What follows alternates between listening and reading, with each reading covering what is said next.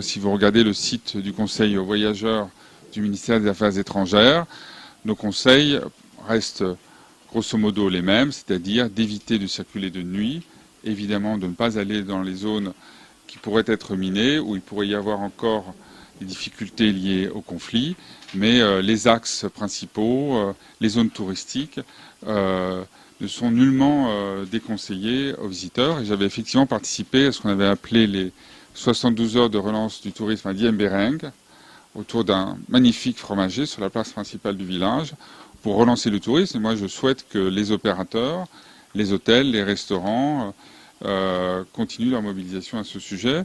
Nous ferons ce soir un petit événement avec certains d'entre eux pour justement continuer à développer la destination Casamance. Le ministre du Tourisme, avec qui je me suis entretenu, doit se rendre en France en mars, donc ce mois-ci. Et avec lui, nous voulons travailler sur ce qu'on appelle la destination, le contrat de destination Casamance.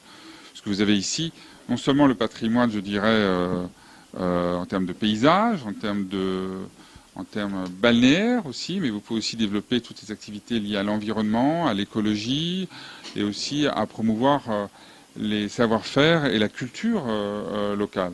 Donc je crois qu'il y a une opportunité très importante qui doit être saisie et qui va bien au-delà des régions les plus développées aujourd'hui sur le plan touristique, qui sont essentiellement le Cap Skirring et la région de Abéné-Kafountine. Il y a aussi dans l'intérieur des régions magnifiques qui mériteraient d'être davantage développées. Donc oui, je n'ai pas changé d'avis sur ce sujet, mais évidemment, la sécurité, c'est une question qu'il faut suivre en temps réel.